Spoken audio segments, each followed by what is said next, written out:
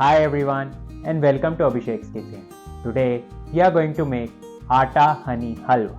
At the end of this recipe, I am also going to share with you some plating ideas.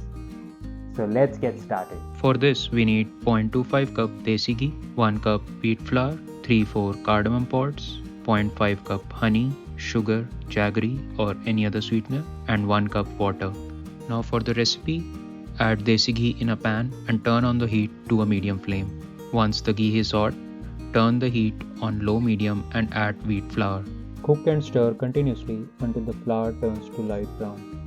This process will take around 10 to 15 minutes. Add crushed cardamom and honey and stir until the ghee starts to ooze out. Next, add water and stir. If you prefer running ghee in the halwa, you can increase the amount of ghee to 1 cup. Your Atta Honey Halwa is ready to serve. Now let's get started on plating. For plate 1, dip the top ring of a glass in honey. Then dip that honey coated ring through crushed almonds. Add some honey strokes inside the glass. Add the prepared halwa and top it up with julienne almonds. Your plate 1 is ready to serve. For plate 2, add a spoon of honey in the middle of the plate. Press it with some circular base. Place a cookie cutter at 1/4 of the circle. Add halwa in the cookie cutter. Next, remove the cookie cutter and add crushed almonds at the base perimeter of the halwa. Top it up with julienne almonds. You can also drizzle some honey on the top.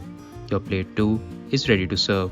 For plate 3, in a bowl add halwa and then smoothen the top surface. With the help of a spoon, create a small well on one side of the bowl. Drizzle some honey in that well.